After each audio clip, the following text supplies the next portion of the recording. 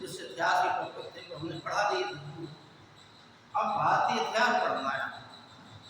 भारतीय इतिहास में हड़प्पा काल एवं वैदिक काल पढ़ना है।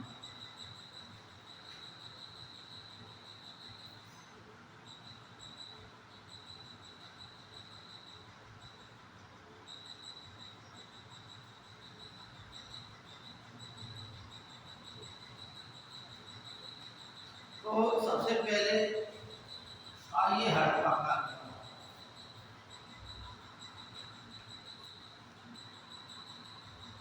पहली बात है कि इस सभ्यता को 3-4 नामों से जाना जाता है।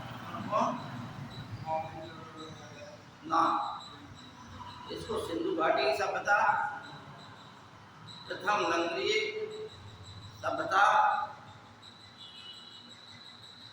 कांसीवीन सभ्यता और हड़प्पा सभ्यता, सरस्वती घग्गर नदी सभ्यता, इन 4-5 नामों से जाना जाता है। भाई प्रश्न ये है कि जब इतने नामों से जाना जाता है तो अंततः इसका वास्तविक नाम क्या है? तो देखिए इसकी कहानी 1826 से प्रारंभ, 1826 में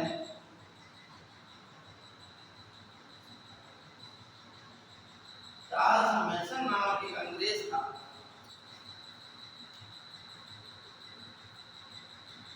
जिसने यात्रा करने के दौरान,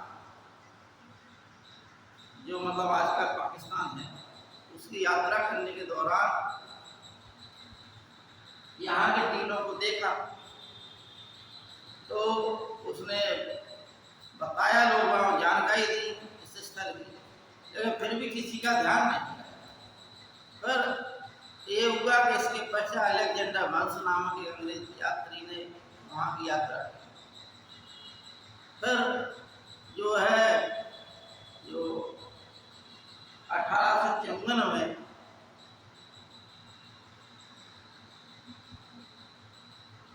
एक अंग्रेज को हड़प्पा से एक मोहर मिली, तो उस मोहर को उसने उस समय के पुरातत्व विभाग के महानिदेशक कनिंघम महोदय को दी थी। जब कनिंघम महोदय ने भी कोई ध्यान विशेष नहीं दिया, क्योंकि उस मोहर पर बिना कुगड़ वाला बैल बना हुआ था। तो उन्होंने कहा बिना कुगड़ वाला बैल जो भारतीय सभ्यता से संबंधित नहीं होगा, इसलिए नहीं। फिर 1856 में जॉन ब्रंटन और एवं विलियम ब्रंटन जो भाई थे, वो कराची से लाहौर के लिए रेलवे लाइन बिछा रहे थे। तो उस रेलवे लाइन को बिछाते समय रेलवे का ट्रैक जो बनता है, उसमें ट्रैक को मजबूत करने के लिए वो गिट्टी डाली जाती कि नहीं, तो वहीं हड़प्पा टीला था, उससे जो है इन लोगों ने ईंटें उठाना प्रारंभ की। तो बहुत ईंटें खत्म ही नहीं हुई। तो उन्हें लगा कि वास्तव में ये जो है बहुत बड़ा स्थल है। यहाँ पर उन लोगों ने भी बताया 1856 की बात है, ठीक है नहीं। इसके पश्चात 1912 के आसपास एक और कोई थे, उन्होंने प्रयास किया था थोड़ा सा, फिर भी इस सप्ताह की ओर कोई विशेष ध्यान नहीं। अंत में पुरातत्व विभाग के महानिदेशक थे 1921 में, जिनका नाम था जॉन मार्शल। जॉन मार्शल, क्या नाम था? John Marshall. जॉन मार्शल ने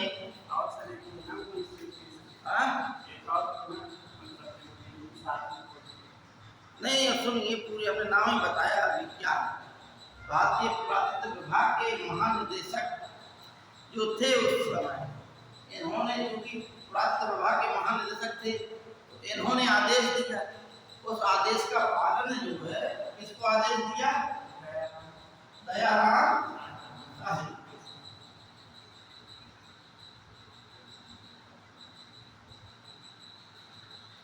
दयाराम साहिब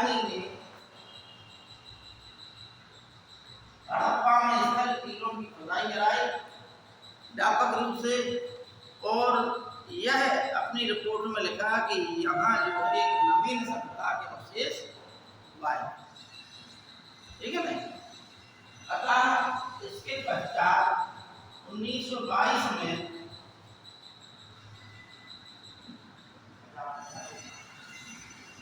राखलदास बनारसी ने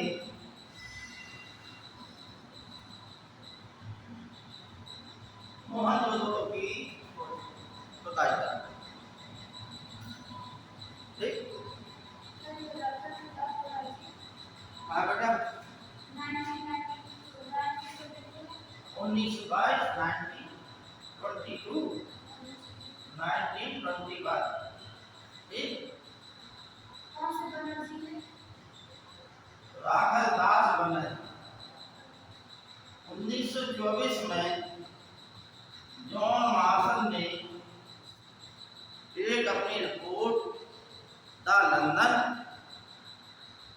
स्टेटस ऐसे कोई पत्र था, उसमें अपनी जो रिपोर्ट थी वह छपवाई और उस रिपोर्ट में यह कहा कि भारत में एक बहुत पुरानी सभ्यता है जो मिस्र की सभ्यता और मेसोपोटामिया सभ्यता के समकालीन रही है। अतः विश्व को पहली बार जानकारी हुई कि भारत में भी एक प्राचीन सभ्यता थी। लेकिन आश्चर्य की बात यह है कि जॉन मार्शल ने इन दो लोगों की रिपोर्ट के आधार पर और मोहनजोदड़ो के स्थलों की जानकारी के आधार पर बिना उन स्थलों के भ्रमण किए हुए भी एक नई सभ्यता की घोषणा। यह आश्चर्य की बात है कि बिना देखे सिर्फ ये रिपोर्ट देखने के पश्चात उन्होंने घोषणा कर दी अपने ये दो अन्वेषकों के आधार पर। समझ में आ गई बात? आगे बढ़ा जाए।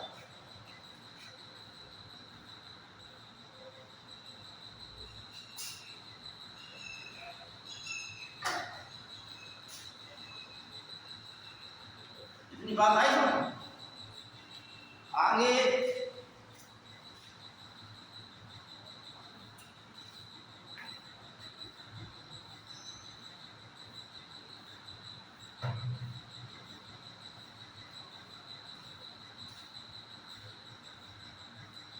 अब आपको क्या पढ़ना है कि हड़प्पा के संबंध में हमने बताया कि इसको वर्तमान में किस नाम से जानते हैं। तो एक चीज और है कि इस सभ्यता का कालखंड है, एक प्रश्न, इस सभ्यता कालखंड एक किस समय रही है। इस सभ्यता कालखंड 2300 ईसा पूर्व से 1750 ईसा पूर्व या बीसी कहा जाता है, ठीक। 2300 से 1750 बीसी यानी बिफोर क्राइस्ट।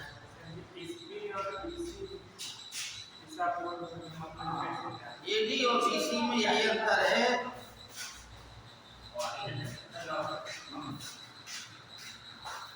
देखिए ईसा मसीह का यदि ईसाई धर्म की शिक्षाएं, ईसाई धर्म का प्रारंभ ईसा मसीह के जन्म से माना। वह तारीख एक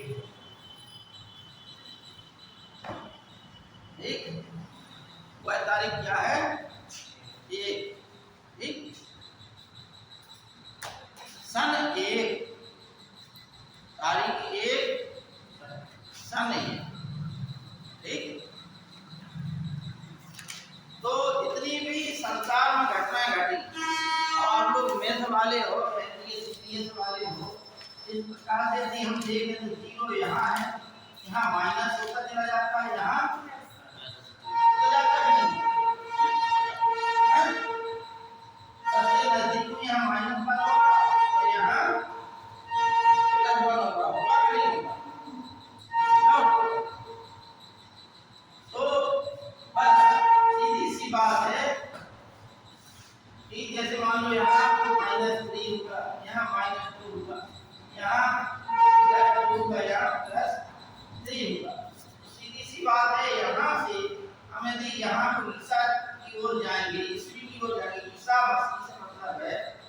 ईसाई धर्म के प्रवर्तक। अतः ईसा मसीह के जन्म स्थान को एक मान लिया गया और वहां से ईसा मसीह के बाद जो घटना घटी उसे हम ईस्वी कहते हैं। और ईसा मसीह के पहले जो घटना घटी उन्हें हम ईसा है। और बीसी का मतलब होता है बिफोर क्राइस्ट, बिफोर क्राइस्ट है। और एडी का मतलब एडो डोमिनी कहा जाता है। एडी का मतलब तो यह जो है जो आपने पूछा वो हमने बता दिया। तो इसका जो कार्बन डेटिंग पद्धति के आधार पर यानी उस कालखंड को तो जो सही रूप से विकसित हड़प्पा, देखिए एक पूर्व हड़प्पा सभ्यता, एक विकसित हड़प्पा सभ्यता और एक क्या है, एक उत्तर हड़प्पा सभ्यता। ठीक, जैसे बांदा नगर प्राचीन नगर है तो पूर्व बांदा, ठीक, वर्तमान बांदा और वर्तमान बांदा के बाद उत्तरकालीन बांदा। तो वर्तमान बांदा या विकसित बांदा के लिए वर्तमान बांदा या विकसित बांदा, बांदा कालखंड में तो जिस समय विकास चरम पे था, अच्छी स्थिति में थी, चाहे कोई परिवार हो या कोई समाज हो या कोई धर्म हो, जब विकसित अवस्था में होता है तो उसका कालखंड अलग होता है कि नहीं। और प्रारंभ में वह संघर्ष करता है भाई। जैसे मान लो आज अंबानी ग्रुप जो है संसार का, भारत का तो सबसे बड़ा वर्ग है कि नहीं, धनी। सबसे बड़ा जो धनी व्यक्ति भारत का कौन है, मुकेश अंबानी। लेकिन मुकेश अंबानी के पिताजी क्या कहते थे, मुकेश अंबानी के पिताजी बड़े साधारण व्यक्ति थे, आपकी हमारी तरह, ठीक है, हाई स्कूल पास थे और दुबई में पेट्रोल पंप में डीजल भरते थे, जो जैसी गाड़ी वाहन आते हैं उसको भरते थे। तो वहाँ से उन्होंने संपत्ति बनाई। संपत्ति बनाने के पश्चात वहाँ से आकर भारत में कपड़े का व्यापार खोला। उसमें उन्नति हुई, धीमे धीमे करके पैसा बनाते गए, ऊपर वाली कृपा होती चली गई उन पर और उन्होंने इतना पैसा बनाया कि बड़ी बड़ी चीजें खरीद ली उन्होंने, ठीक है नहीं, पेट्रोलियम जहाँ देखो वहीं। ठीक, आज वो सबसे बड़े, सबसे ज्यादा धनवान व्यक्ति मुकेश अंबानी भारत। लेकिन अगर धीरू भाई अंबानी को देखा जाए तो अंबानी ग्रुप आज क्या है, विकसित अवस्था में, जबकि उन्हीं के छोटे भाई ने जो नीतियां नहीं चली उन्हें सबसे अच्छी चीजें दी गई। जब इनका बंटवारा हो गया मुकेश अंबानी और अनिल अंबानी के बीच में पिताजी की मरने के पश्चात, तो अनिल अंबानी को जो है क्या बोलते,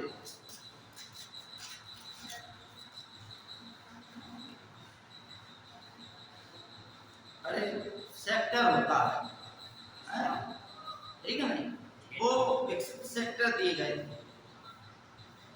लेकिन बाद में वो उसमें उन्नति नहीं कर पाया, राजनीति फंस गया, गलत जगह पैसा लगाया, गलत इन्वेस्टमेंट किया तो घाटा खा गए। आज करोड़ों अरबों रुपए घाटे में चल रहे, संपत्ति तक बेचना पड़ रही अनिल अंबानी।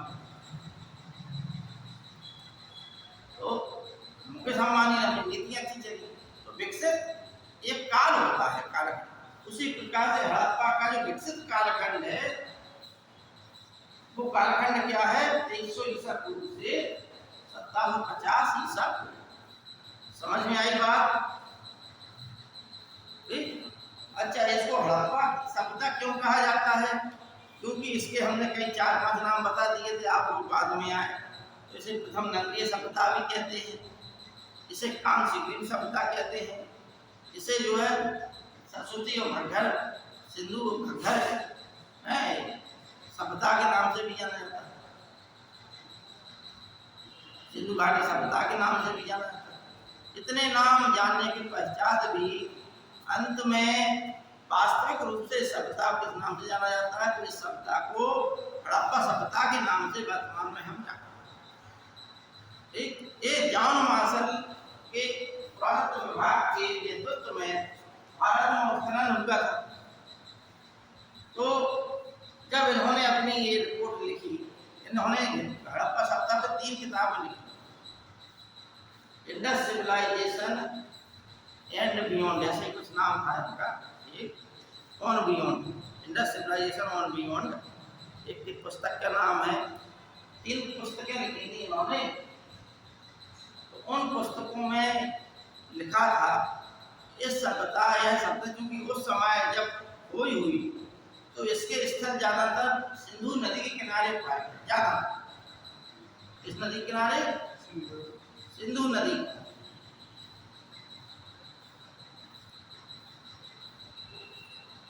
अतः सिंधु नदी किनारे पाए जाने के कारण उन्होंने इस सभ्यता का नाम सिंधु घाटी सभ्यता या सिंधु सभ्यता। लेकिन 1947 में भारत और पाकिस्तान का विभाजन हो गया। अब सबसे पहले उत्खनन गुजरात से प्रारंभ हुआ और सबसे ज्यादा वर्तमान में भी सबसे ज्यादा हड़प्पाकालीन स्थल जो है भारत में गुजरात में ही पाए गए सबसे ज्यादा।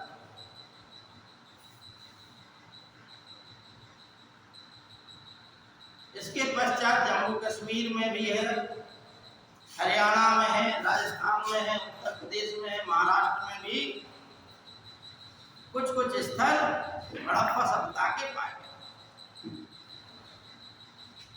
अतः प्रश्न ये हो रहा कि जब यह सभ्यता इतने बड़े क्षेत्र में फैली है तो आगे का इस सभ्यता क्या नाम दिया जाए? तो आगे का इस सभ्यता को नाम दिया गया क्या? हड़प्पा। क्यों दिया गया? इसलिए दिया गया कि सिंधु नदी क्षेत्र से बाहर भी यह सभ्यता फैली थी। अतः प्रथम स्थल पर खुदाई होने के कारण, प्रथम स्थल कौन था? हड़प्पा।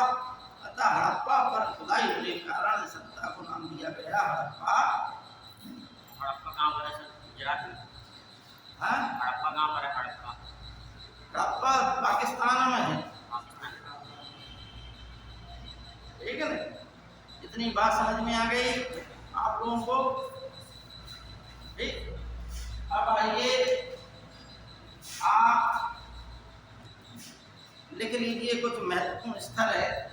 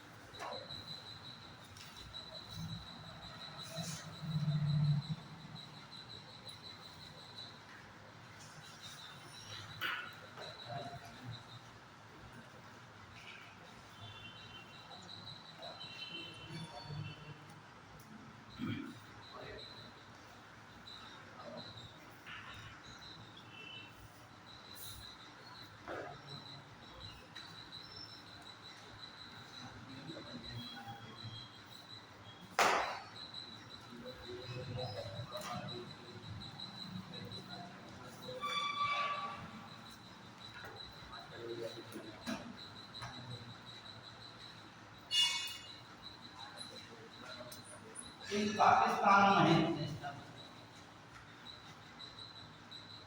महत्वपूर्ण स्थल है पाकिस्तान में। ठीक है, भारत में जो मोहनजोदड़ो भी पाकिस्तान में होता है। मोहनजोदड़ो कौन स्थान है?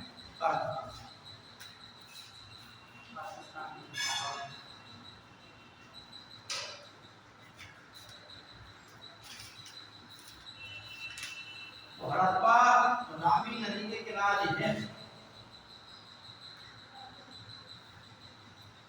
रावी नदी के बाएं तट पर हड़प्पा स्थित है। मोहनजोदड़ो सिंधु नदी के किनारे है। एक सिंधु नदी के किनारे है। मोहनजोदड़ो कौन सी नदी के किनारे है? कांगेर दास नदी के किनारे है। उसका कोर्स तारीख नदी के किनारे है। क्या कह रहे हैं? हड़प्पा का बताया है रावी नदी के किनारे, मोहनजोदड़ो सिंधु नदी के किनारे, सिंधु नदी के किनारे, सुकांगेर दास नदी के किनारे, खुद का कोई शादी को नहीं करा। सर ये लिखा है रहमान डेयरी शादी का। रहमान डेयरी ये क्या स्थल है और क्या, हमने स्थल ही तो लिखा है। ये कहाँ पर है? लिखा तो है पाकिस्तान में है। कौन सी नदी किनारे है? कौन सी नदी किनारे है? अब नदी का किनारा तो नहीं है और मालूम नहीं, ठीक है ना, उसका उल्लेख नहीं है नदी का। ठीक? अरे हम हमारे पास ये रखे इससे ठीक है ना, तुम बात परेशान ना।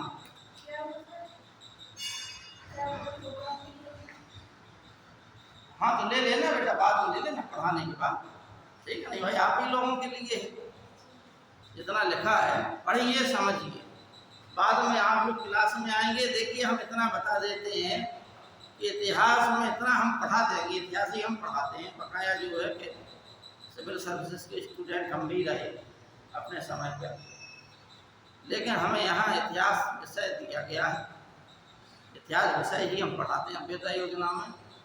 इतना मजबूत कर देंगे आपको इतिहास से दिक्कत नहीं है।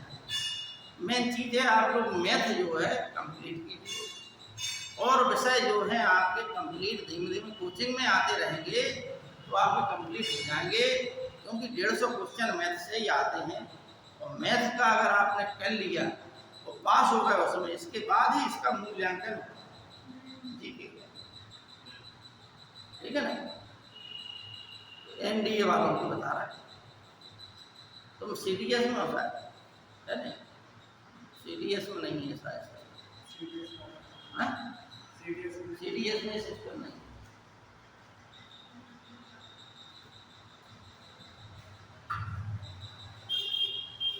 आप लोगों को जानकारी मिल ही गई होगी,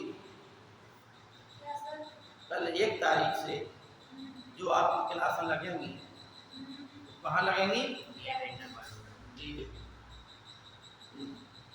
ये चीजें ही तरफ है, कहाँ लगेंगी जी? क्या बेटा ग्रुप में ऐड नहीं है तो नंबर दे देना, वो ऐड कर देंगे, ठीक है ना। तो एडमिन होगा या वो क्या कौन बोलते हो? हाँ अरे वो तभी, हाँ रफीक सर, ठीक, रफीक सर को नंबर दे देना, ठीक, या रफीक सर का नंबर हमसे ले लेना, उन्हें कॉल करके बता देना सर हम जो है एनडीए स्टूडेंट हैं, हमारा ग्रुप में वही है ग्रुप एडमिन है नहीं, तो आप हमारा नंबर उसमें ऐड कर दीजिए या हमें दे दीजिए तो हम उन्हें बता देंगे। जाते हुए बेटा क्लास पढ़ा लो, इसके बाद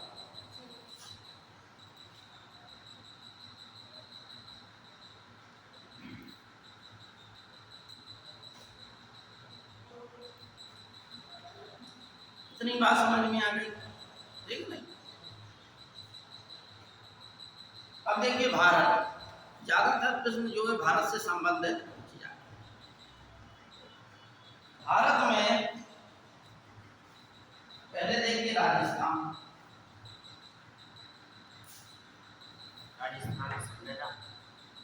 राजस्थान में एक स्थान है कालीबंगा, क्या नाम है? कालीबंगा। अगर आप पुरानी किताबों में पढ़ेंगे तो राजस्थान में एक गंगानगर जिला है, जहाँ से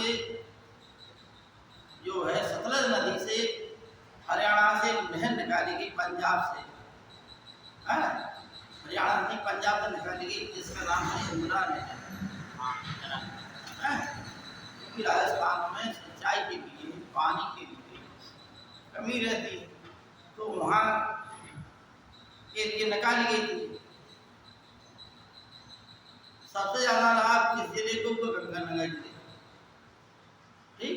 तो पुरानी किताबों में तो ये लिखा है, जो कालीबंगा है वो गंगानगर जिले में, ठीक। बहुत से शिक्षक भी पढ़ाते हैं, लेकिन वर्तमान में यह जो है गंगानगर जिले को बांट दिया गया, तो यह किस कहाँ पहुँच गया? गंगानगर जिला हनुमानगढ़, ठीक। कालीबंगा कहाँ पहुँच गया? हनुमानगढ़ जिला।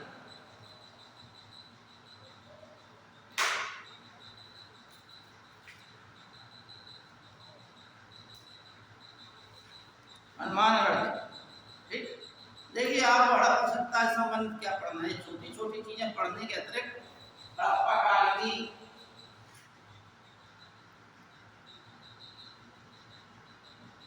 सामाजिक दशा,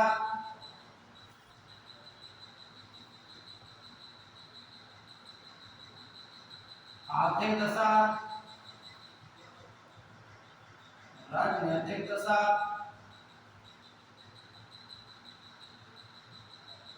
धार्मिक एवं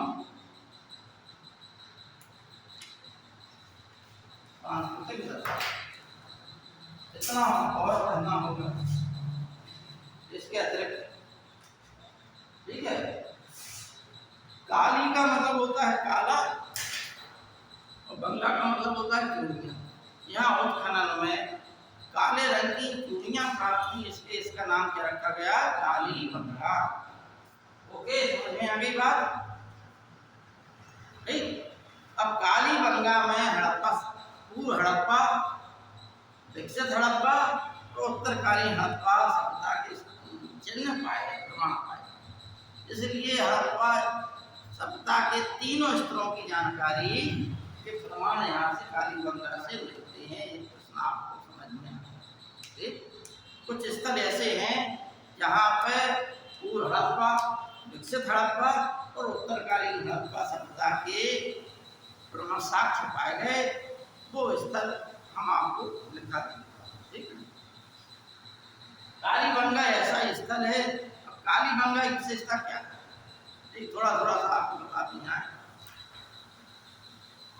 कालीबंगा में चूड़ी का केंद्र था, इतनी बात बता दें। काले रंग की चूड़ियों के कारण ही इसका नाम कालीबंगा पड़ा। कालीबंगा से जुटे हुए खेत का प्रमाण मिला। ठीक। एक साथ दो फसलें करने का प्रमाण जो है कालीबंगा से मिला, जुते हुए खेत। ठीक। क्योंकि मोहनजोदड़ो से, लोथल से और सुरकोटड़ा से कुछ ऐसे प्रमाण मिले हैं, हालांकि मॉडल मिला है, जिससे यह प्रमाणित होता है कि हड़प्पा सभ्यता के लोग कृषि में संपन्न थे। और जो सब तक कृषि में संपन्न हो, जैसे इस समय हमारा देश जो है, हमारे देश जब आजाद हुआ तो सबसे पहली पंचवर्षीय योजना में लक्ष्य रखा गया था कृषि। ध्यान से समझना बात। आज लेकिन कृषि को इतनी प्राथमिकता नहीं मिलती। काम हो रहा, योजनाएं बन रही, किसानों को लाभ दिया जाता है हर चीज में, लेकिन क्या है, आज हम विकसित की ओर, विकासशील से विकसित की ओर बढ़ने वाले हैं, तो क्या है, अब औद्योगिकरण पर जोर दिया जा रहा है, और दूसरी पंचवर्षीय योजना में औद्योगिकरण ही जो दिया गया। तो कोई भी सभ्यता हो, अगर विकसित सभ्यता है तो इसका मतलब है कि वहाँ कृषि तो अच्छी अवस्था में है, लेकिन व्यापार प्रमुख चीज थी। अब व्यापार होता काहे से, किससे संबंध होता? जब कृषि आपकी विकसित होगी तभी तो व्यापार होगा। कृषि अवस्था आपकी सही नहीं होगी तो व्यापार किस चीज का करेंगे, कहाँ से करेंगे? समझ आई बात? जैसे अरब कंट्री है, कृषि के क्षेत्र में नहीं है, लेकिन यदि वहाँ पर तेल नहीं होता तो ये प्राचीन काल से लेके आधुनिक समय को छोड़कर मध्यकाल तक हमेशा वो क्षेत्र अच्छा नहीं था, क्योंकि वहाँ पर उपजाऊ भूमि कम है और पानी का अभाव ज्यादा। समझ आई बात? लेकिन भारत में स्थिति उलट है, यहाँ पानी पानी, तो यहाँ मनुष्य ने ज्यादा विकास किया। ठीक है। जितनी सभ्यताएं पनपी, सब नदियों किनारे से ही पनपी, चाहे मिस्र की सभ्यता हो, चाहे मेसोपोटामिया की सभ्यता। हड़प्पा सभ्यता को मिस्र की सभ्यता, जो आपने मिस्र के फराव राजाओं का नाम सुना होगा, राजाओं को फराव कहा जाता है। और मिस्र में जो फराव राजा थे वही पुरोहित होता था, यानी पूजा करने वाला वही राजा होता था, जिसे जो है वहाँ के लोग ईश्वर का दर्जा देते थे, भगवान की तरह पूजते थे। घर घर में उसकी मूर्तियों की पूजा, उसके जिंदा रहते हुए जो भी राजा बन गया उसकी पूजा होने लगी, मूर्तियां स्थापित कर दी, मंदिर स्थापित कर दिए, और मरने के पश्चात उसके ऊपर एक बहुत बड़ा पिरामिड बना दिया। वो अपनी जीवन व्यवस्था में ही बनवा लेते थे। ठीक, उन राजाओं को हराओ राजा कहता, उनकी उपाधि कराओ। ठीक, ऐसी ही सभ्यता भारत में ही विकसित थी उस समय, समकालीन सभ्यता, मिस्री सभ्यता, नदी घाटी नील नदी घाटी सभ्यता के नाम से जानी जाती है। इराक में, जिसे हम इराक बोलते हैं आज वर्तमान में, यहाँ पर ही एक मेसोपोटामिया क्षेत्र कहा जाता था उसमें से। ये सिंधु सभ्यता को उस समय मेलुहा कहा जाता था। ठीक, और तो प्राचीन समय में से क्या मेसोपोटामिया कहा जाता, आज हम इसे इराक कहते हैं। तो यहाँ पर दजला नाम और फरात नामक दो नदियां हैं, जैसे भारत में भी नहीं गंगा यमुना, उसी प्रकार से वास्तव में जैसे आर्य लोग हैं, तो आर्यों की सभ्यता विकसित कहाँ हुई, गंगा यमुना के दो आप। उसी प्रकार से प्राचीन समय में इराक में या मेसोपोटामिया जो सभ्यता विकसित हुई, वो दजला और फरात नदियों के नाम, इसलिए इसे दजला और फरात की सभ्यता के नाम से भी जाना जाता है। क्योंकि पहले इसमें 4 सभ्यताएं बनती थी। पहली सभ्यता कहते थे क्या, सुमेरियन सभ्यता, जिस सभ्यता ने हमें लिखना पढ़ना सिखाया। फिर बेबीलोन की सभ्यता, फिर अक्कादियन सभ्यता, सीरियन सभ्यता तीसरी है, फिर चौथी थी अक्कादियन सभ्यता। तो ये 4 सभ्यताएं बनती थी, 3 ज्यादा विकसित अवस्था में, चौथी तो ऐसी थी अंतिम चरण का। तो जो लिखना पढ़ना लिपि का आविष्कार किया किसी ने संसार में, तो सुमेरियन सभ्यता की। ठीक, इसलिए काली गंगा से जुते हुए खेत का प्रमाण, एक युगल समाधान का प्रमाण, और क्या है, यहाँ से यज्ञ कुंड पाए, क्या पाया गया, यज्ञ कुंड। ठीक, यज्ञ वेदी, इतना प्रमाण कहाँ से मिला है, समझने की बात। अच्छा, हड़प्पा से संबंधित कुछ पहले हम आपको स्थान बताते हैं, फिर इनके बारे में बताते हैं। ठीक है, जो चीजें बचेगी वो हम देखिए। राजस्थान में काली लोग हैं, अब देखिए गुजरात में सबसे ज्यादा गुजरात में ही पाए। गुजरात में गुजरात में 2 चीजों बांट दिया है। कौन, एक तो कच्छ का रण और खंभात की खाड़ी। कच्छ का रण,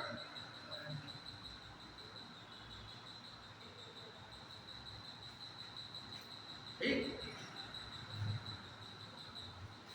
कच्छ का रण में धौलावीरा, सुरपुरा खेतों में, खंभात की खाड़ी में सरीगढ़ी का सुर कांगली रोड, हाँ लोथर,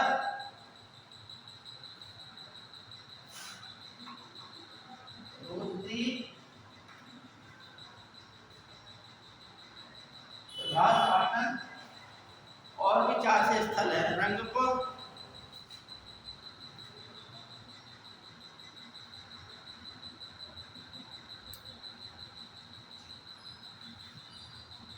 ये महत्वपूर्ण स्थल है।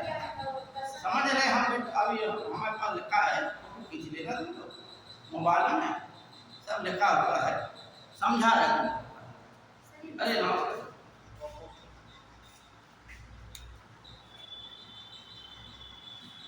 क्या बंद कर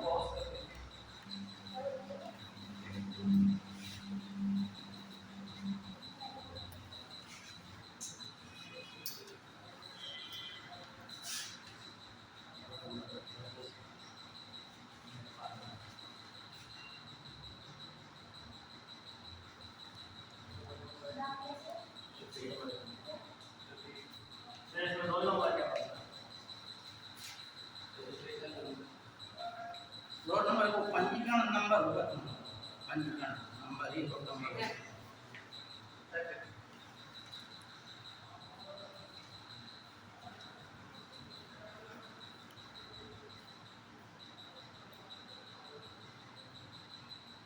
लिख दीजिए मूल्यांकन के लिए है, ठीक है, जिससे कि मतलब आप लोगों को जो भी हो आप लोगों की समस्या वहाँ तक पहुँचे और उसका निराकरण हो, है नहीं। मतलब जो सर कह गए कि किस शिक्षक ने कैसा पढ़ाया, आपको कैसा लगा, हैं, उस संबंध में आप लोग लिख दीजिए, ठीक। उस शिक्षक का नाम, विषय, नाम तो मालूम ही होगा। इसे कब जमा करना? क्या? अरे अभी जमा कर देना। जाते वक्त हाँ क्लास होगा तो जमा कर। क्या है? क्लास का दीजिए और हाँ हाँ हाँ ठीक है ना। सर गुजरात के अंदर क्या करेंगे? गुजरात में कच्छ के रमन भला भी ना उसे बोलता है, हमारी खाड़ी बोलता है रोटी प्रभात खाना ना मिलता। हरियाणा में रातीगढ़ी बनावटी अटकड़ी हिंदी देव में बनावटी हिंदी देव में कभी परीक्षा हम लिखा रखा है, हमने अपना नोट्स बना रखा है, तो लिख लीजिए आराम से, हैं, और जो पीडीएफ फाइल है वो बना के भेज दिया करेंगे आप लोगों को, ठीक है। थोड़ा सा इंतजार कीजिए, विश्वास हम पर कीजिए, श्रद्धावानम लभते ज्ञानम, ठीक है नहीं। पंजाबी चलता है। अरे हम क्या तो राइट ये लिखा रखा है बेटा, और जो समझना बताइए क्या नहीं है। राखी गाड़ी रखे ये गीत लिखा है, यहाँ कच्छ का रंग लिखा है, ये धोला पीला लिखा है, ये सुरकोटा लिखा है, ये खंभात गाड़ी लिखा है, यहाँ लोथा पहले समझ ले आप, ये लोथा लिखा है, ये लोधी लिखा है, ये प्रभास पाटन लिखा है, ये रंगपुर लिखा है, ये हरियाणा लिखा है, राखी गाड़ी तीन जिले में मनावली, 4 जिले में उत्तर प्रदेश में आलमगीरपुर, उल्लास, पंजाब में रोपड़, महाराष्ट्र में अहमदाबाद। ये इतना महत्वपूर्ण है भाई, ठीक है।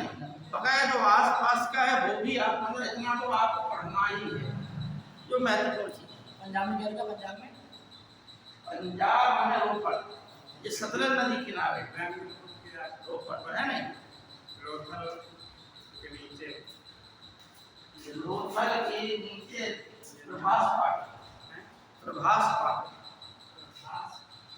प्रभास पाटन, ठीक। अच्छा एक चीज और समझ लीजिए, यह सभ्यता जो है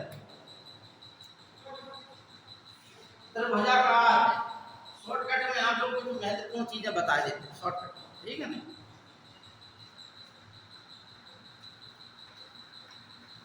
इसका ये पूरब हो गया, ये पश्चिम हो गया, यह उत्तर हो गया, ऊपर को नीचे को दक्षिण हो गया। ये 4 दिशाएं हैं इसकी। पूरब में जो है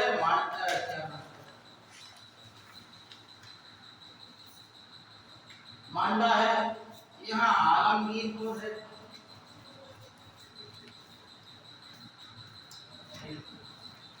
यहाँ सुल्तानिया रोड है,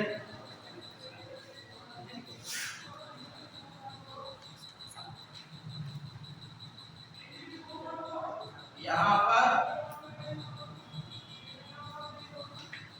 जमाबाद, ठीक। जमाबाद यानी ये इसका आकार वर्तमान में त्रिभुजाकार, इसका हड़प्पा करीब 13 लाख वर्ग किलोमीटर क्षेत्र में यह फैला, करीब लगभग का। तो जमाबाद इस नदी किनारे है, प्रवरा नदी, इस नदी किनारे प्रवरा नदी, कहाँ पर है ये जमाबाद? महाराष्ट्र। सुल्तानगंज हमें बताया किस नदी किनारे? दास नदी किनारे। आलमगीरपुर किस नदी किनारे है? हिंडन नदी किनारे। मांडा चिनाब नदी,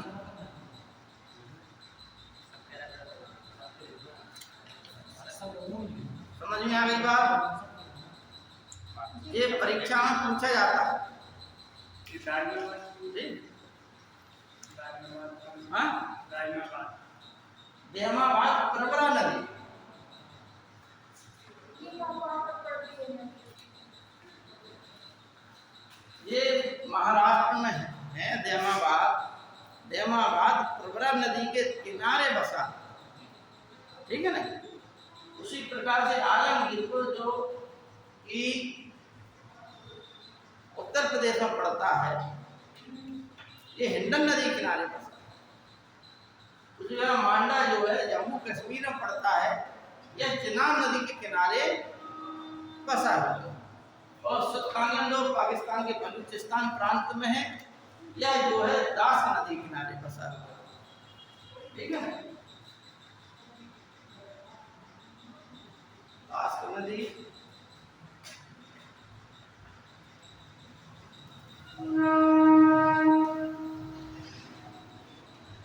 इतनी बात आगे समझे आप। सर इसमें टॉपिक का नाम लिखना है, सब्जेक्ट पर अबे उसमें क्या लिखा है? टॉपिक लगा है, अथवा में लगा हुआ है। रोल नंबर क्या डालें? देखिए विषय लिख दीजिए आप। Station number, station number? हाँ रजिस्ट्रेशन नंबर जो होगा। विषय लिख दीजिए और अपनी टिप्पणी या सुझाव लिख दीजिए, जो भी हो। ठीक, ये अच्छा बनाया है हमने। टॉपिक अगर याद हो, जैसे हम आज क्या आपको हमने पढ़ाया था, क्या आपका आज हम क्या पढ़ा रहे हैं, इंडियन हिस्ट्री, तो आप विषय के रूप में लिख दीजिए जैसे इतिहास, ठीक, और टॉपिक के रूप में वो लिख दीजिए। उसी प्रकार जिसने जो टॉपिक पढ़ाया होगा वो टॉपिक का नाम तो लिखा ही होगा क्या पढ़ाया। जैसे हमने वर्ल्ड हिस्ट्री पढ़ाई, तो वर्ल्ड हिस्ट्री में हमने क्या पढ़ाया आपको, पुनर्जागरण के पश्चात औद्योगिक क्रांति, भारतीय अमेरिका स्वतंत्रता संग्राम, भारतीय इतिहास को इंडियन हिस्ट्री बोलेंगे। इंडियन हिस्ट्री, ठीक है ना। अब देखिए कुछ महत्वपूर्ण है बेटा, जो बाद में भर लेना, तो 5-10 मिनट का समय दिया जाएगा आपको, बाद में भर लेना, अभी मत भरो, बीच में डिस्टर्ब होगा, है नहीं, समझ में नहीं आता है। हमने तुम्हें दोनों विधि बताएं कि हमारे पास नोट्स हैं, तो वो नोट्स से हम कई बार उदाहरण के द्वारा बता देते हैं कि जितनी एकाग्रता रखेंगे। अच्छा यही होता है परिस्थितियाँ आपके सामने, ठीक, इन परिस्थितियों में आप लोग असफल हो जाते हैं, अपना विवेक नहीं लगाते। आपको जो कागज दिया गया आप उसमें उलझ गए। जैसे ही आप नौकरी कर रहे होंगे, आपके सामने 2-2 परिस्थितियाँ आ जाएं, आप क्या करेंगे?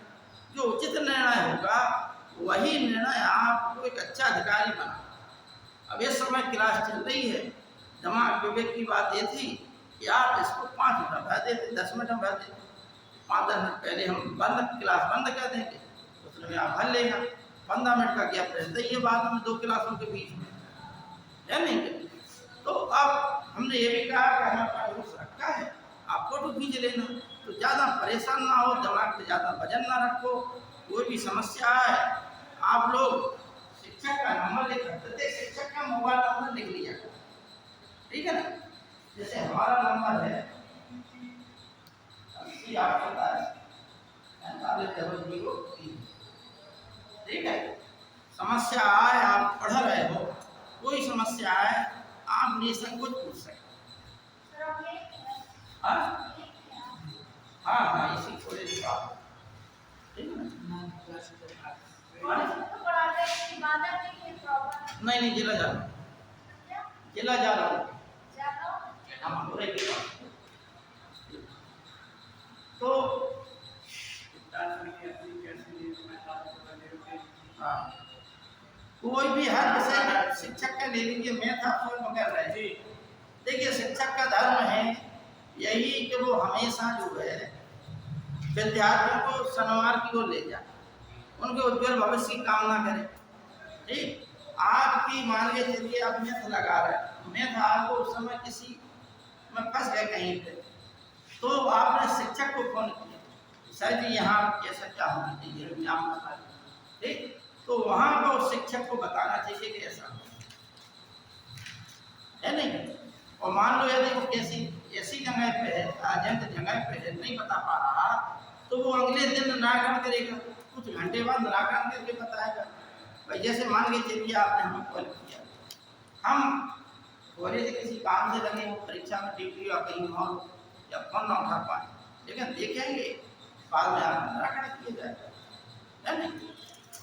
तो यही है शिक्षक का धर्म है कि भाई खुद जलो लेकिन दूसरों को प्रकाश दे, है नहीं? कि पहले स्वयं में प्रकाशवान बनना पड़ता है, तभी तो दूसरों को प्रकाशित आप कर पाए। तो अब हम बता रहे थे हड़प्पा सप्ताह से महत्वपूर्ण जो तथ्य हैं वो है, फिर डिटेल में हम और पढ़ा देंगे आपको। एक थोड़ा समय देखना कितना होगा, 46 मिनट। क्या अभी समय? पहले महत्वपूर्ण चीजों पे आया, फिर डिटेल में पढ़ा देंगे। है क्या बहुत बड़ी ये टॉपिक है और एक टॉपिक में बहुत समय लगता है, फिर भी हम प्रयास करेंगे आप तक वो पूरा टॉपिक। अब समझिए जो महत्वपूर्ण तथ्य क्या है। देखिए इस सभ्यता की देन क्या है, इस सभ्यता को हम कांसीविन सभ्यता कहते हैं, समझना बात।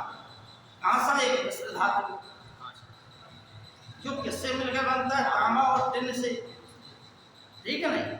यानी इस सभ्यता के लोग दो धातुओं से एक अन्य धातु बनाने का ज्ञान, समझिए इस सभ्यता से सोने के आभूषण मिले हैं, सोना आभूषण हथियार सोने के, चांदी के, तांबे के, कांसे के और पत्थर के, मिट्टी के, इतनी चीजों के मिले हैं। शीशे के का भी उपयोग करना जानते थे लोग, ठीक है नहीं?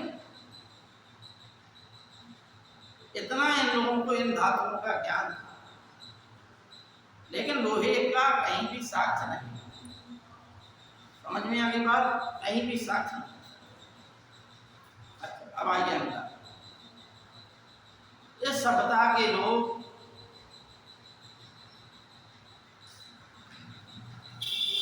जो है धार्मिक दृष्टि से देखा जाए तो लिंग की उपासना करते थे, योनि की उपासना करते थे, शिवलिंग की उपासना करते थे, पशुपति शिव की पूजा करते थे। मोहनजोदड़ो से एक मोहर मिली है, उस मोहर पर एक व्यक्ति बैठा हुआ है आसन की स्थिति में, जैसे पद्मासन भी या ऐसे कहते हैं, एक पैर नीचे रखता है, उसे पद्मासन नहीं बोलते हैं, एक पैर ऐसे रखा हुआ है, तो वो आसन है। उसके उसमें दो सींग लगे हुए हैं उसके, तो सींग वाले देवता की मोहरें भी कई स्थलों से मिली हैं, ठीक है नहीं? अच्छा इसमें जो है 4 जानवर है, मतलब टोटल जानवरों की संख्या 6 है, लेकिन वो 5 प्रकार के जानवर हैं। जैसे परीक्षा में आता है कई बार इस प्रकार की मोहर होती है, यहाँ पर योगी बैठा है इस चबूतरे पर, ठीक है नहीं? इसके नीचे 2 हिरण के बच्चे हैं, 2 हिरण के बच्चे, इसके बाईं ओर, इसके बाईं ओर इस तरह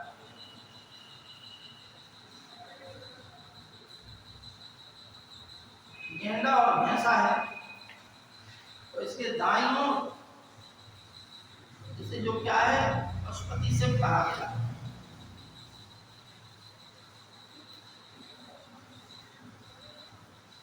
इसके दाईं ओर क्या है, हाथी और व्याघ्र।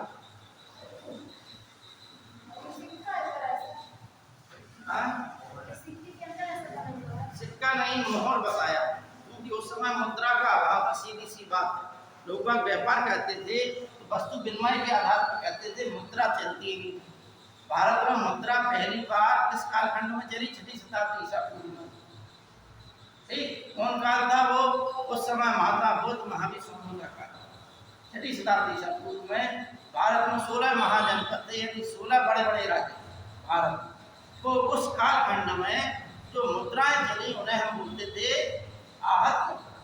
मुद्रा के अध्ययन को न्यूमिस्मेटिक्स कहा जाता है, न्यूमिस्मेटिक्स, जो कि परीक्षाओं में अपनी बात पूछा जाता है, जिसे क्या बोलते हैं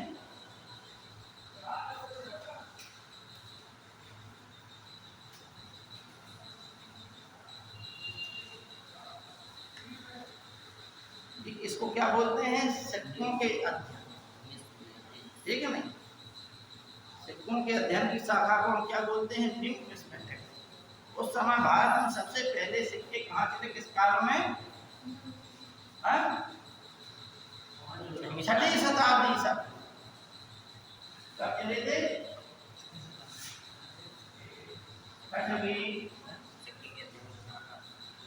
शताब्दी ईसा पूर्व यानी BC। और ये कालखंड आपको बताया हमने, कौन सा कालखंड था? जी जो न्यू मैथमेटिक्स है ये नाम कैसे पड़ा? अरे इसको हम मतलब सिक्कों के नाम के अंग्रेजी नाम है बेटा, नाम कैसे पढ़े? हर शाखा को जैसे मान लो शाखा नहीं होती है, इकोलॉजी, इम्यूनोलॉजी, क्रिमिनोलॉजी, यानी लॉजी का मतलब होता है अध्ययन, जिससे संबंधित हो वो उससे हो गया, ठीक है ना? न्यू मैथमेटिक्स, ठीक, इसमें लॉजी नहीं लगा है इसलिए ये शब्द अलग है, न्यू मैथमेटिक्स कहते हैं, लेकिन लॉजी ज़्यादातर लगा, ठीक है ना? हम जो अध्ययन की शाखा पढ़ते हैं सामान्य ज्ञान किताब में देखिएगा आप लोग लॉजी लिखा हुआ है, इकोलॉजी है नहीं? कल्चर लगा होगा तो पाला ना जाएगा।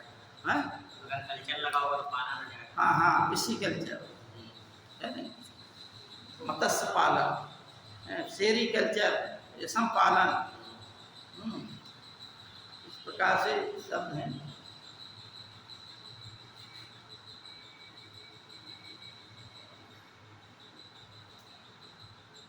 तो इतनी बात समझ में आई आप लोगों को। ये लोग पशुपति सिद्धि पूजा करते थे, जिसके बाईं ओर गेंडा भैंसा, उसके दाईं ओर हाथी पैर और नीचे दो चलते हुए हिरण के बच्चे, कुल टोटल संख्या 6 हो गई, जिनमें से 5 प्रकार के जानवर हैं, हिरण, गेंडा भैंसा, व्याघ्र और हाथी। ठीक, इतने लोग। अच्छा, इनका जो सबसे प्रिय पशु था वो था कौन? एक श्रृंगी जानवर, एक सींग वाला, जैसे हम यूनिकॉर्न बोलते हैं शायद, एक सींग वाला यूनिकॉर्न बोला जाता है, शायद बोल रहे हैं UNICOR, ठीक है, मतलब क्लियर नहीं है हमें ध्यान, लेकिन इसे हिंदी में जो है एक श्रृंगी कहा जाता है। एक श्रृंगी बैल भी आया कहीं कहीं पे, एक श्रृंगी बैल, एक श्रृंगी जानवर भी एनिमल बोलते हैं उसे, हैं?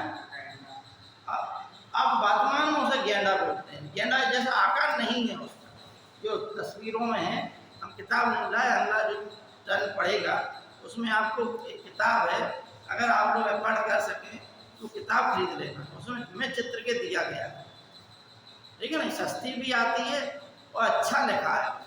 और जो CDS के क्वेश्चन बनते हैं हड़प्पा काल से, वो उसी किताब से ज़्यादातर बने। किरण कुमार थपलियाल की है, सस्ती किताब है, सरकारी किताब, मतलब सरकार के द्वारा, मानव संसाधन विकास मंत्रालय द्वारा है। महाराष्ट्र देवाबाद,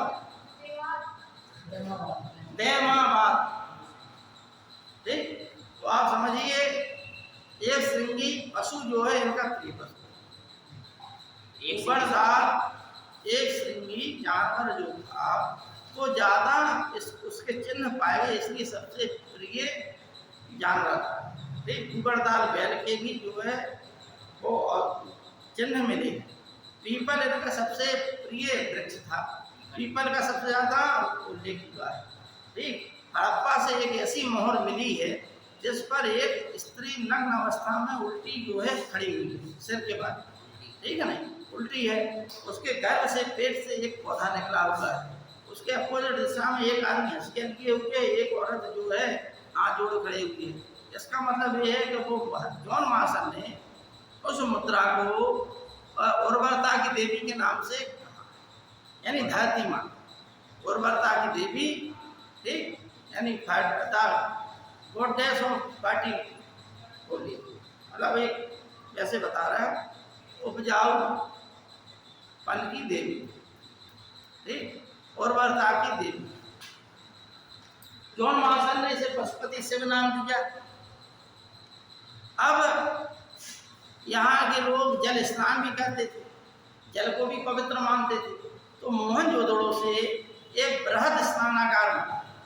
मोहनजोदड़ो से एक कांस्य नर्तकी मिली है, तो बृहद स्नानागार। अच्छा, जो तथ्य छूट भी जाए तो हम रिटर्न पर पढ़ाएं, ठीक, घबराइएगा नहीं आप लोग, और जो तथ्य हैं वो हम आप लोग दे देंगे।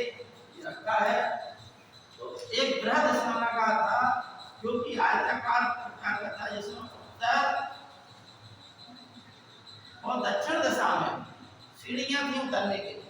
भाई रीजन में आप लोग पढ़ते होंगे, रीजन में ऐसे ही तो कहते हैं हम लोग, पश्चिम उत्तर दक्षिण। तो पूरा ये हो गया, पश्चिम ये हो गया, उत्तर ये हो गया, दक्षिण ये हो गया। उत्तर दक्षिण में सीढ़ियां थी, इस पर पक्की ईंटों का लेप था, क्योंकि मोहनजोदड़ो हो या पूरी हड़प्पा सभ्यता हो, यहाँ पर मकान जो बने थे वो पक्की ईंटों के बने। सर जी सीढ़ियों की संख्या कितनी होगी इसमें? सीढ़ियों की बेटा संख्या निश्चित नहीं, ठीक है ना। अच्छा यहाँ पर जो है इस दिशा में, कौन सी दिशा हो गई? दक्षिण और पश्चिम के बीच की दिशा, यहाँ से जल निकासी के लिए नदी बनी थी। अच्छा इसके चारों ओर बरामदा था जिसमें 7 कक्ष थे, ठीक। और यहीं कहीं पर एक कुआं था जहाँ से पानी आता है, ठीक। 7 कक्ष थे और ये जो है साधन स्नान का प्रमाण। मोहनजोदड़ो हड़प्पा काल से कालीबंगा एक आध दो स्थान और छोड़ के कालीबंगा में कच्ची ईंटों के मकान मिले, लेकिन हड़प्पा सभ्यता में ज्यादातर स्थल मिले हैं वो सब किस प्रकार के मिले? पक्की, ठीक है ना। मकान व्यवस्थित थे, इसे प्लेन यानी सुनियोजित सभ्यता के नाम से सभ्यता की प्रमुख विशेषता थी। यह एक प्लान्ड नगर था, प्लान्ड सिटी बनाते थे, प्लानिंग करके शहर को बसाते थे, ठीक है ना। इसलिए सभ्यता की प्रमुख विशेषता इंटरव्यू में पूछा जाता है कि हड़प्पा सभ्यता की प्रमुख विशेषता क्या है, तो सीधा सा उत्तर है हड़प्पा सभ्यता की प्रमुख विशेषता उसकी नगर नियोजन, नगर नियोजन, ठीक है ना। नगर को जो है नियोजित करके प्लानिंग करके बसाते हैं, नियोजन का मतलब प्लानिंग करके, ठीक है ना। प्लान्ड सिटी बोलते हैं। जैसे भारत में भी कुछ शहर प्लान करके बसाए गए, जो नई दिल्ली है वो भी प्लान करके बसाया गया है, उनके अलग अलग हैं। उसी प्रकार से जयपुर है, भुवनेश्वर है, गांधीनगर है, ये भारत में प्लान्ड सिटी है, इन्हें प्लानिंग करके बसाया। समझ में आई बात? इन शहरों में आप घूमने जाएंगे तो एक तरीका होता है, जब बांधा है प्लान्ड सिटी नहीं, क्योंकि यहाँ पे जगह जगह कहीं भी उल्टा सीधा। अच्छा उस समय के हड़प्पा काल के जो गेट दरवाजे हैं वो क्या थे? गेट दरवाजे गलियों में खुलते थे।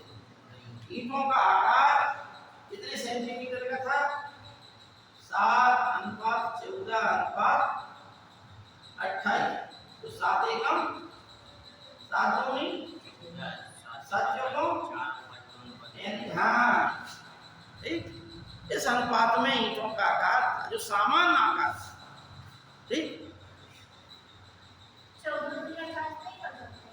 ना। ले मैथ तो जरूरी है, 28 कैसे हो जाए?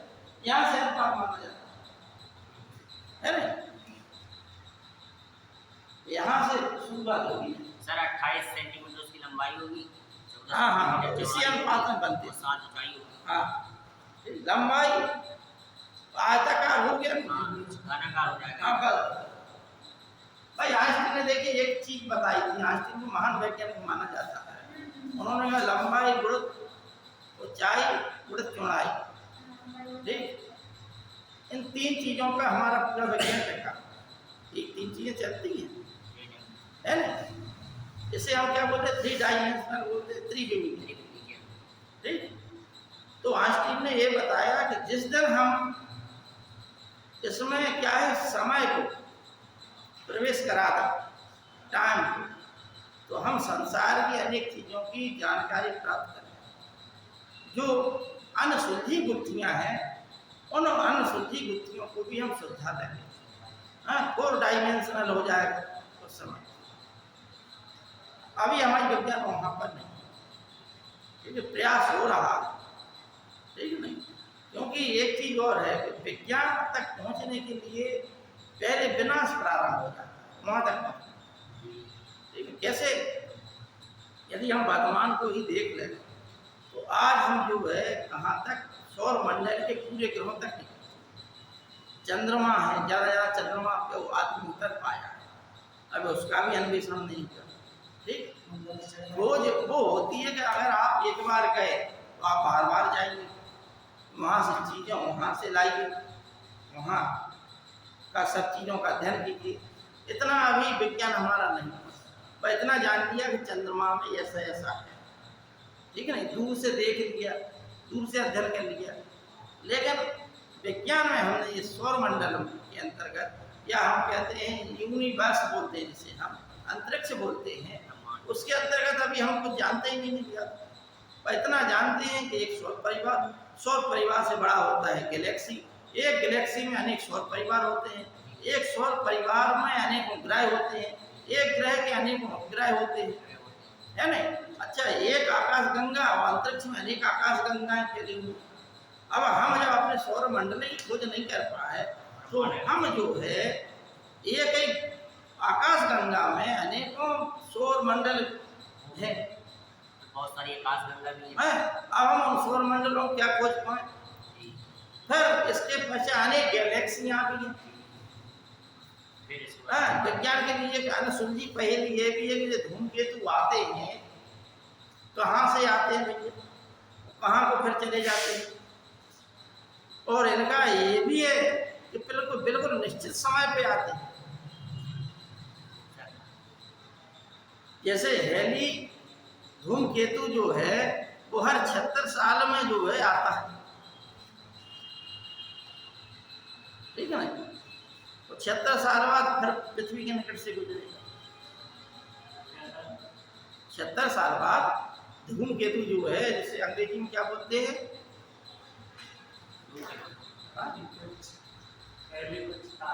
नहीं नहीं वो अलग, उसी का धूमकेतु का भाग ऐसा है कि जब सौर मंडल ये जो है अनेक गैसों का, अनेक चट्टानों का बना होता है, धूमकेतु कॉमेट बोलते हैं शायद, क्या बोलते हैं? कॉमेट COMET, ठीक है ना, बना होता है। अच्छा, जब जो है किसी ग्रह के नज़दीक से जाता है, तो उस ग्रह की अगर नज़दीक से गुजरा, ठीक है ना, नज़दीक का मतलब इतना नज़दीक भी नहीं तो विनाश कर देगा, क्योंकि जैसे मान लो कोई वाहन आपके नज़दीक से गुजर जाए तो एकदम सन्न रह जाते हो जाते। ऊपर से एरोप्लेन बहुत तेज आवाज़ में निकल जाए तो आपको आवाज़ बाद में सुनाई देगी, जब गुजर जाएगा बहुत दूर निकल जाए, आवाज़ आएगी तब तक। जैसे आकाश में जो बिजली चमकती है, गड़गड़ाहट सुनाई देती है पहले, की बिजली दिखाई देती है। जरा जरा सी चीजें विज्ञान की नहीं जानते हम। देखिए प्रकाश, अब जो विज्ञान की चीज है, हम कहाँ मतलब यही होता है कि थोड़ा भटकाव हो जाता है सब्जेक्ट, पढ़ा रहा है उधर सबका, चल आगे विज्ञान में हो सके, ठीक। क्योंकि हम भी सिविल सर्विसेज के स्टूडेंट रहे, तो हर विषय की जानकारी है, साइंस के भी स्टूडेंट रहे हम, ठीक है ना। 16 मेंस दिए, PCS के 5 इंटरव्यू दिए हमने, हाँ, और हर स्टेट का दिया हमने, इसलिए अन्य विषय की जानकारी भी है, ठीक। ये हमारा, हम शिक्षक बनना नहीं चाहते थे, नियति में शिक्षक बना लिखा था, इसलिए शिक्षक ऊपर वाले ने बना, ठीक है ना। तो बात हो रही थी, किसकी हो रही थी बात? धूमकेतु की बात हो रही है ना। धूमकेतु में प्रकाश की और ध्वनि की बात हो रही, ठीक। आप ध्यान देना, ध्वनि क्या है? अनुदैर्घ्य तरंग, प्रकाश क्या है? अनुलंब तरंग, ठीक। एक को हम लॉन्गिट्यूडिनल वेव्स बोलते हैं, एक को हम ट्रांसवर्स बोलते हैं। उसमें से जो जिसे हम बोलते हैं ध्वनि तरंग, जिसको अनुप्रस्थ बोलते हैं, अनुदैर्घ्य, ठीक है ना, और अनुप्रस्थ हो प्रकाश। तो ध्वनि की गति धीमी, प्रकाश की गति तेज, जिसे अनुप्रस्थ। इसलिए जब बादल गड़गड़ाएगा, गड़गड़ाहट और बिजली कड़कना और चमकना दोनों घटना एक साथ, लेकिन हमें देख पहले जाती है और आवाज बाद में,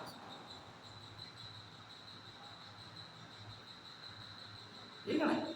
हमें देख पहले जाएगी और आवाज बाद में सुनाई देगी, उसका यही कारण। अब विज्ञान की चीजें आप लोग पढ़िए तो सब चीजें आ जाती हैं, है नहीं। होता क्या है आप लोगों को ये देखिए, एक होता है महानगर, समझना, आपको छोटी सी बात बता रहा है, तुम लोगों को मिस्टेक बता रहा है। एक होता है महानगर का बच्चा, महानगर का स्टूडेंट क्या करता है, उसे मालूम है पहले से ही, जैसे ही उसकी विवेक जागृत हुआ कि हमें क्या करना। एक छोटे छोटे शहरों के बच्चे होते हैं, उनमें कुछ जागरूकता जागती है कब, जब कुछ जिम्मेदारी आने लगती है। आप लोग इतनी जागरूक हो, इतना बड़ा बांदा शहर है, इतने बड़े और फिर इतना बड़ा जिला, सिर्फ इतने स्टूडेंट है जागरूक, कहने की बात, सिर्फ इतने लोगों को नौकरी चाहिए। उत्तर प्रदेश में जो माध्यमिक शिक्षा आयोग है, 50 लाख से ऊपर बच्चों ने परीक्षा बैठे, 48 लाख के आसपास पास हुए। समझ रहे, हाई स्कूल इंटर में लाख इतने बच्चे बैठे, लाखों की संख्या में। बांदा इतना बड़ा जनपद है, इतनी बच्चे तैयारी करना चाहिए। आप लोगों में भी क्या स्तर है, आप लोगों में इतना है कि जागरूकता इतनी आ गई कि हाँ हमें कुछ करना है, ठीक। लेकिन तरीका क्या है, तरीका ये है कि 9-10 से प्रारंभ हो जाए। 9-10 की अगर सही रूप से अध्ययन हम लोग कर लें, अच्छे से ट्यूशन पढ़ लें, तो इतना हम अध्ययन कर लेते हैं कि नौकरी कगार पर पहुँच जाते हैं। अब ये छोटी छोटी चीज़ें विज्ञान ज्ञान की, ये हम जो है अब पढ़ रहे हैं। तो आइए फिर से आ जाए हम लोग हड़प्पा काल पे, ठीक है नहीं। स्वास्थ्य जो बनता है किसी मांगलिक कार्य में हिंदू धर्म में, उसकी पूजा जो प्रारंभ हुई थी किस कालखंड में, हड़प्पा, ठीक है नहीं, समझ में आ गई बात। अब आइए इन लोगों की आर्थिक दशा, तो आर्थिक दशा में ये लोग व्यापार कैसे करते हैं, वस्तु विनिमय के आधार पर, इससे हम बोलते हैं बार्टर प्रणाली। यानी आपके पास चना है, हमारे पास गेहूं है, तो हमने इनसे चना ले लिया और इनने हमसे गेहूं ले लिया, वस्तु विनिमय के आधार, चूंकि मुद्रा का अभाव, ठीक है नहीं। और पक्ष जो है यहीं से लिया जाता था। उस समय जो है तमाम धातुएं थी, जैसे तांबे की खान भारत में ज़्यादा है। आज ही भारत में तांबे की खाने कहाँ पर है, राजस्थान के झुंझुनू जिले में। उस समय प्राचीन काल में गणेश और आहार जो है प्राचीन तांबे के केंद्र थे, ठीक। तो आहार से ही तांबे की पूर्ति होती थी हड़प्पा काल में। सोना जो कर्नाटक की कोलार खान से आता था, आज भी आता है। भारत में सोना विदेशों से तो हर समय आया ही, ठीक। और सोना कोलार की खान से, कर्नाटक कोलार खान से भी प्राप्त होता है। चांदी राजस्थान में जावर की खान है, वहाँ से प्राप्त किया जाता था। कुछ चांदी ईरान की खानों से भी, ईरान के लोगों से मंगाया जाता था हड़प्पा काल में, ठीक है नहीं। शंख और जो गोमेद है, सीप है, ये सब कच्छ के रण से प्राप्त, समुद्र के किनारे से प्राप्त की जाती है। इनसे फिर अनेक प्रकार के आभूषण बनाए जाते थे, ठीक है नहीं। इस प्रकार से अनेक जगह से, अच्छा लाजवद मणि जो है अफगानिस्तान के बदख्शां से प्राप्त की जाती है। यह बहुत ज्यादा परीक्षा पूछा जाता है, लाजवद मणि, लाजवद मणि।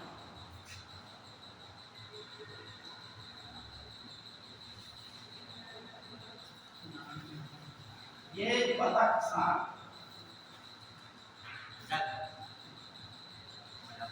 अफगानिस्तान के बदख्शां से प्राप्त की।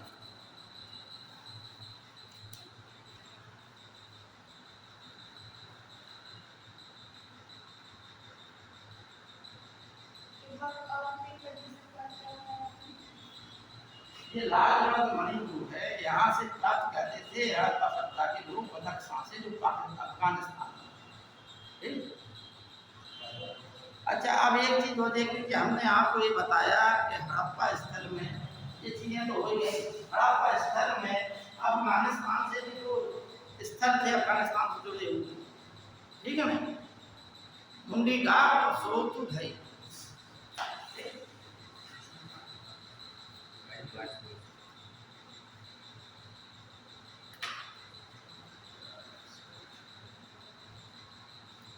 ये दो अफगानिस्तान में स्थल पाए। समझ में आ गई बात आपको।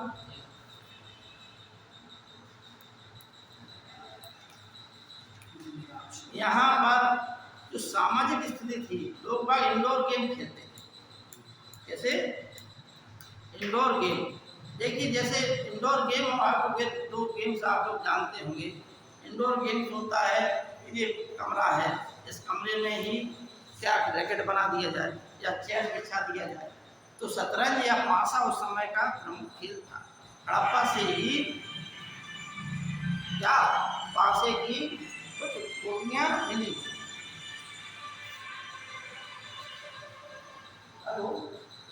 दूर दूर मकान होते हैं, बढ़िया पार्क होते हैं, ठीक, घूमने के लिए बड़ी बड़ी चौड़ी सड़कें होती हैं, अतिक्रमण नहीं होता, क्योंकि प्लान करके बताया गया। अच्छा, ये कहीं नक्शा होगा, सब मकान को देखिए आप, एक ही कोई एक मंजिला भी है, कोई बहु मंजिला, कोई इतना सा है, कोई इतना बड़ा है, लेकिन कलर एक होगा पूरी कॉलोनी मकान। अगर सफेद कलर चल रहा है तो सफेद कलर में सब मकान दिखाई दे, लाल कलर चल रहा है तो लाल ही लाल में सब दिखाई दे, हरा कलर अगर चलाया गया तो हरे कलर में ही पूरी कॉलोनी बनी हो, मकान, दीवार। ये प्लानिंग है, ठीक है नहीं? होने को सब हो सकता है, लेकिन प्लानिंग का फिर क्या मतलब है नहीं? इस प्रकार से ये सिस्टम था। हर घर में आंगन होता था, जैसे आज भी तमाम मकानों में आंगन की जरूरत पड़ती है। अब आधुनिक टेक्नोलॉजी के द्वारा आंगन का महत्व नहीं रहा। पहले जो है, अभी भी गाँव में आप जाइए तो हर घर में आंगन बना हुआ, आंगन के आसपास ही कमरे बने, ठीक, घर कमरे से बाहर निकालिए आंगन में आ जाए, ठीक। अच्छा, उसी प्रकार से जो है क्या बोलते हैं, रसोई घर की व्यवस्था थी, शौचालय की व्यवस्था थी, वहीं पर थी। मकान जो है नालियों के द्वारा गली में आता था, गली से सड़क पर, सड़क वाली नाली में, और नाली से महानाले में, बड़े नाला में आ जाता था। नाला जो है नगर के बाहर चला जाता था। सड़कों पर लैंप की व्यवस्था थी, प्रकाश की व्यवस्था थी, ठीक है ना? अच्छा, और जो है उस समय अंतिम संस्कार की 3 विधियां थी: पूर्ण समाधिकरण, आंशिक समाधिकरण और दाह संस्कार। पूर्ण समाधिकरण जो आज हम लोग देखते हैं कि व्यक्ति मर जाता है, उसको सीधा उठा के सीधा दफन कर दिया जाता है, ठीक है नहीं? इसे हम क्या बोलते हैं? पूर्ण समाधिकरण, पूरा दफन। आंशिक समाधिकरण जो पारसियों में पाया जाता है, व्यक्ति मर गया है, उसको ले जाके जंगल में छोड़ा है, मरे, वहाँ पर जानवर उसको खाएंगे, मांस को, तो 2-4 हड्डियाँ बची हुई उनको घड़े में रखकर, दफन, घड़े में या किसी में रखने, या ऐसी हड्डियाँ उठाकर उसमें डाल दी मिट्टी, घड़े में भी नहीं। कलश समाधान अलग है, 1-2 जगह ऐसे मिले हैं प्रमाण, कलश समाधान, ठीक है ना? एक था दाह संस्कार, तो जो दाह संस्कार में लकड़ी की चिता पर उसको जला दिया जाता था, ठीक, ये दाह संस्कार। इस प्रकार के हड़प्पा से ही एक R37 मतलब 3 कक्षों वाला बड़ा कब्रिस्तान के प्रमाण पाया गया। मोहनजोदड़ो से कब्रिस्तान के प्रमाण नहीं पाया गया, लेकिन हड़प्पा से पाया गया, वहाँ अन्य स्थलों से पाया गया। कब्रिस्तान बनते थे वहाँ पर, तो वहाँ पर जो है R37 नाम दिया, इसलिए हमने बताया कि लोथल से एक युग्मित समाधान, यानी एक 2 लोग एक ही उसमें लिटा दिए, दफना दिए। रोपड़ से एक आदमी के साथ एक कुत्ता भी उसके साथ दफन कर दिया, ठीक। लोथल से 3 लोगों को, यानी एक स्त्री और पुरुष दोनों को एक साथ दफन करने का प्रमाण, समझ में आई बात? मैं स्त्री पुरुष को दफन करने का प्रमाण कहाँ से मिला है? लोथल क्या है? बोदीवाड़ा था, बंदरगढ़। लोथल क्या था? बंदर, ठीक है नहीं? कांस्य नृत्य कहाँ से मिली? मोहनजोदड़ो।